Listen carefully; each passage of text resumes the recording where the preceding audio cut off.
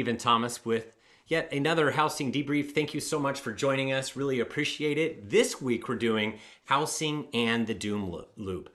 And pretty much everywhere we turn to, if we're looking for information, we all are victim of this, and that is that negativism and shock and awe is what sells. That's the ones that get the most clicks. It's where you can see articles, you can see YouTube channels, television shows. If you watch your local news, you're going to see, you know what, most of what is being portrayed out there is extremely negative. Gone is all the happy stories, the ones that make you feel good. Those kind of take a back seat because they don't get the most views. What gets the most views is pretty much a lot of the stuff that is negative. And if you're looking for a specific narrative, such as a housing crash, a housing bubble, foreclosures, Airbnb bust, there's a lot of narratives that are pushed out there. And it doesn't mean you have to have very, very good statistical data that backs that up. You're going to find it if that's what you're looking for. As a matter of fact, if you go on social media and you're looking for certain things, you'll be force fed it more and more. Especially, I've seen it on Facebook, I've seen it on YouTube and Instagram. They're going to feed you exactly what it is that you're looking for. And even if you're looking at a certain way politically, you'll be fed more of that. And the stuff that has the most clicks is what's going to be thrown at you. If you have, if there's different things going on around the world and you have a certain opinion about that, that too can be force fed you a certain way as well. So there are different narratives that just keep on that build and build and build until a lot of people think they're true, even if they're not. And we can kind of get stuck when we're looking for something specific into what we refer to as doom scrolling. And that's where you're going to find as much information as you can to substantiate exactly what you're trying to look for. And you go on your devices, whether it be your laptop or your smartphone, and this is really true from Plato. Those who tell the stories rule society. And that doesn't mean that they're telling the accurate, right stories, but they're actually trying to get you to click. So the ones that get the most clicks are the ones that are telling the stories, are the ones that are kind of ruling society, or at least getting paid to continue to do that narrative because more and more people are clicking. And you can see this in all different points of media. You can get it in the papers. We don't actually get papers, but you go online for a lot of the content, which I actually have a lot of content that's actually force fed to me by my email. I peruse through it, and there's different things that I click on and actually watch. And here are some of the different headlines that are out there right now. Sellers are doling out freebies to home buyers as sales stall and high mortgage rates freeze the housing market. And then you have the housing market is starting to crack. Sellers are cutting prices at record levels as you can no longer price based off of where sales were. Or this, where it says housing market crash alert. This indicator just waved a red flag. And you know what? There's plenty of it that's out there. There is plenty for anybody to tap into. If you're looking for a specific narrative, you will find it. So that's really what the issue is. And then if you turn to video, like I'm demonstrating right here, this is where you see the great financial implosion.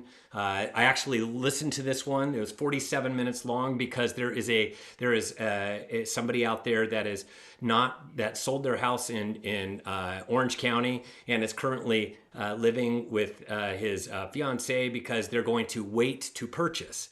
And they're going to wait to purchase. And then I listened to the whole entire thing, and I can refute just about everything that Danielle DiMartino has said. And when she's talking, it sounds extremely intelligent, extremely smart. But the issue is that a lot of what she talks about, when it's backed up with facts, it just doesn't support the angle that she's going into. And so what they often do, they sound smart, but they put a lot of their opinion into it rather than just sticking to the facts and the data. Here's another one. History is repeating why the upcoming housing crash will be worse than 2008, which is the great financial crisis, like as if we have the Great Depression that occurred in the 1930s, and then we have the Great Recession that occurred at the beginning of this century. Like just, 15 years later, we're going to have one that's bigger than the Great Recession. It doesn't add up. It doesn't make sense. There's not the same underlying facts that are underneath of the United States economic hood. That just does not exist. But here are some more of those kind of YouTube articles that are out there. Oh, and by the way, I didn't even mention this, but if you look at this, that particular great financial implosion with the housing market disaster in 2024 has 463,000 views. And the one from 3 weeks ago, that is why the upcoming housing crash will be worse than 2008, has 1 million views. And this one is why the real estate market will crash in 2024, has 277,000 views. And the epic housing market crash we've been lied to just a couple months ago, 340,000 views. And then this is Nick Gurley at Reventure Consulting. He's probably the biggest permanent bear that's out there. 2023 housing market crash, why is nobody living in these homes? Has 1.2 million views. And then if you look at this one, housing crash 2021 is here. Home sales, lumber prices plummeting.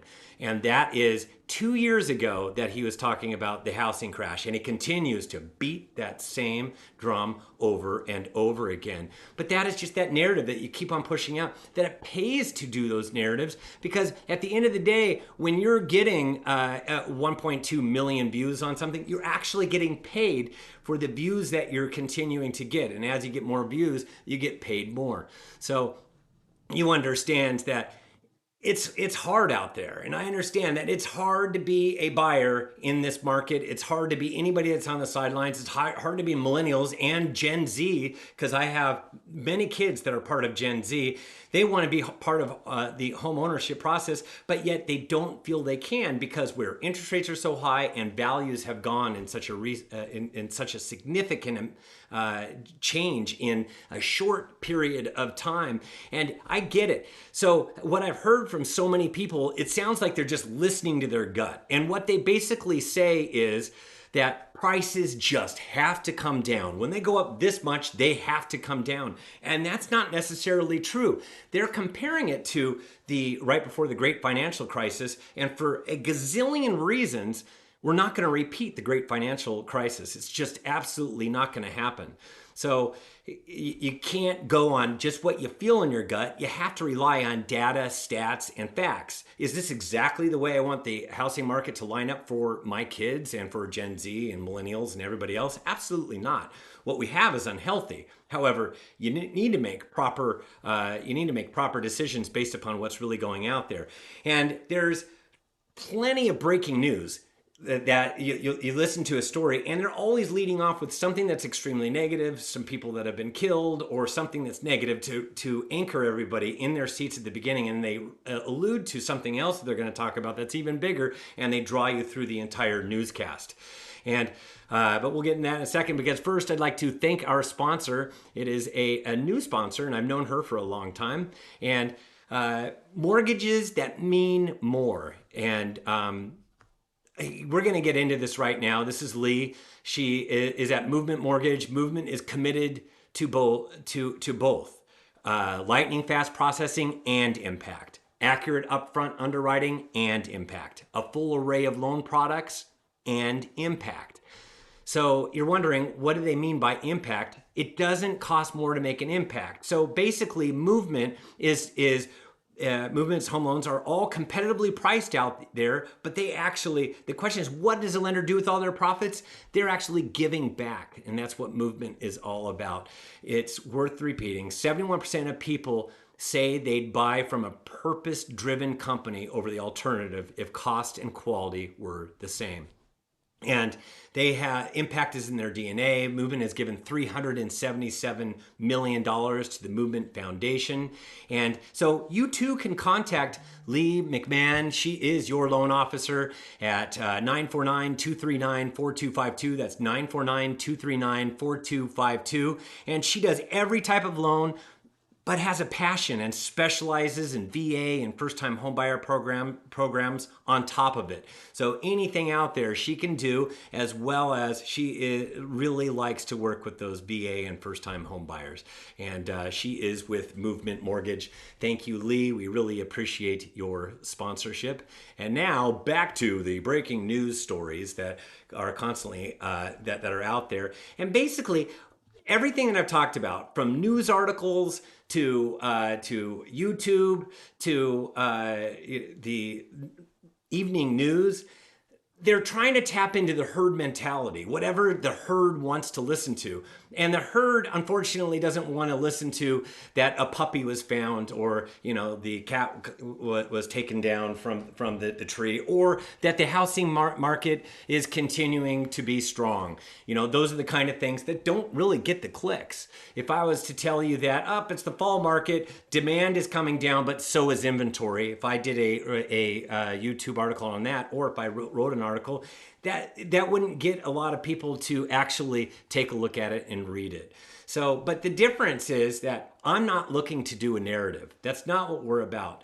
We don't want to push out a narrative. And I know a lot of people out there think, well, Stephen, you've done things before, like this one from last week where we said housing crisis to start 2024, because I absolutely believe that we have a housing crisis.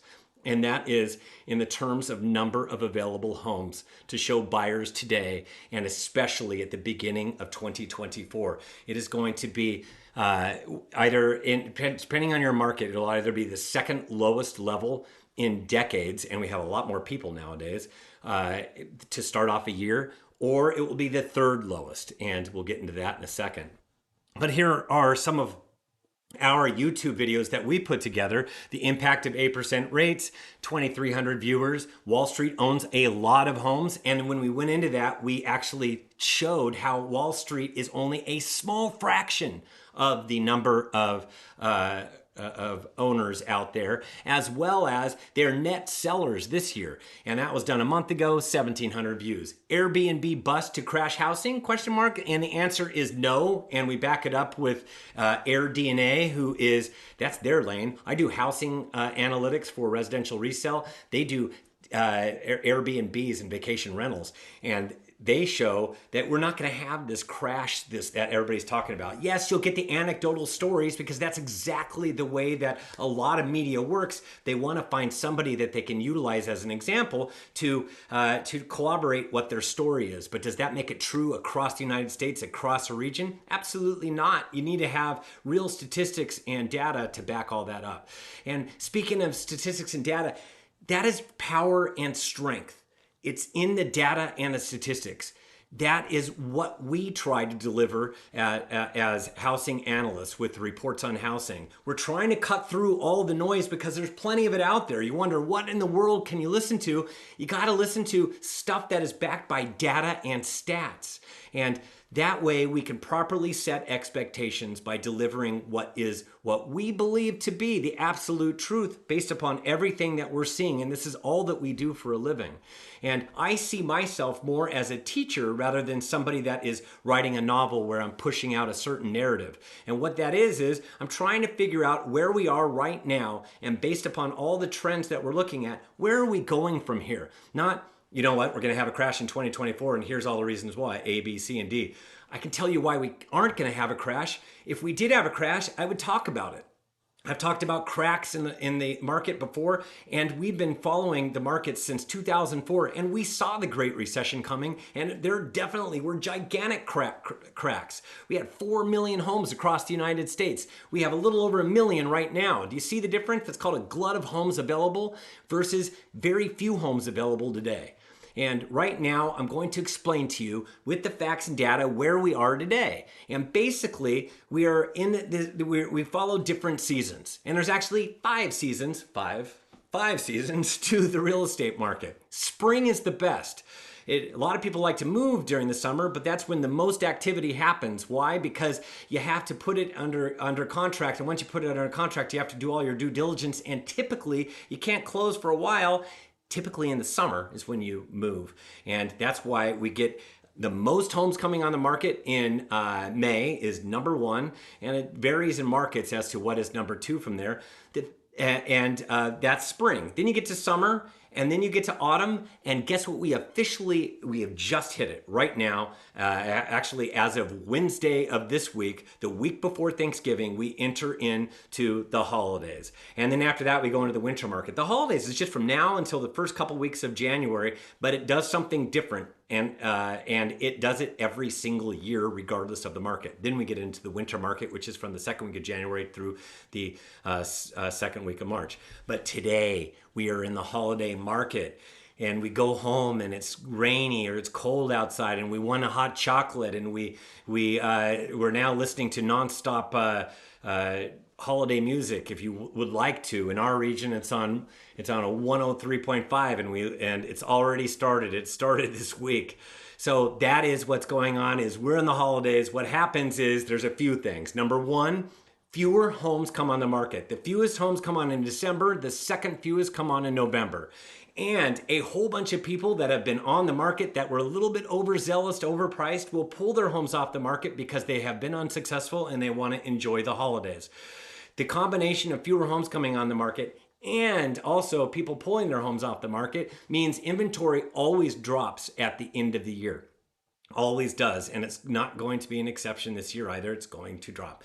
And then we have demand. Now, demand comes down. We're already dealing with low demand, so it's not going to fall like it normally does, because usually it's from a height and then comes down. This time, it's already been pretty low all year. It's going to come down a little bit more and hit its low point on December 31st. Just like the inventory is going to hit its low on December 31st.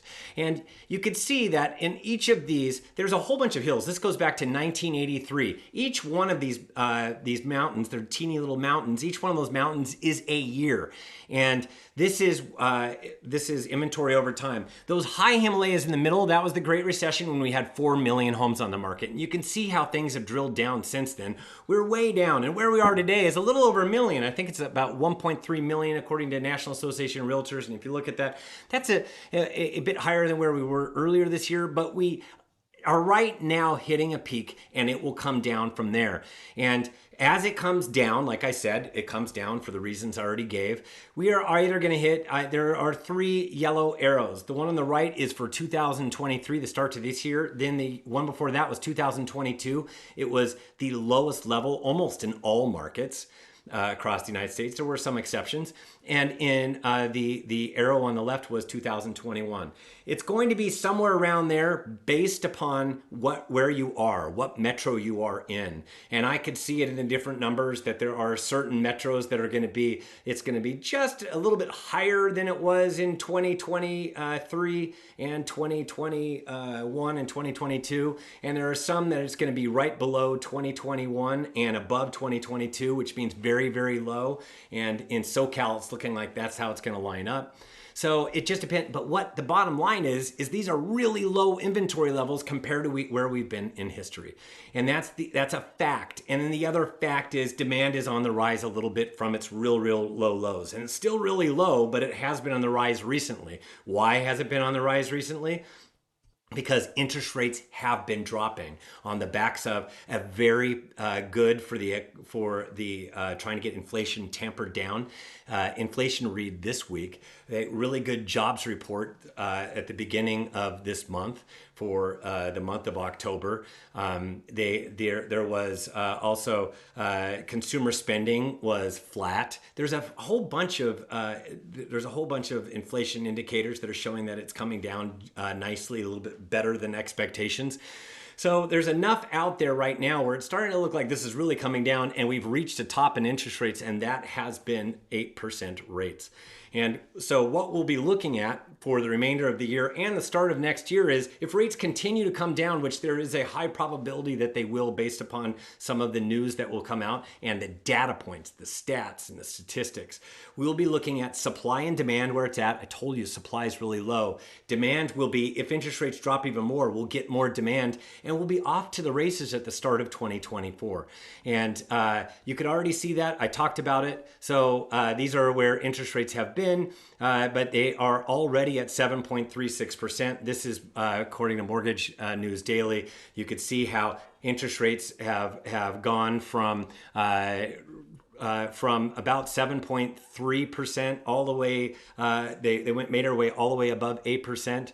And then we had all that news that I was just talking about with the jobs reports and inflation reads and different things like that. And we've had interest rates come back down towards 7.36%.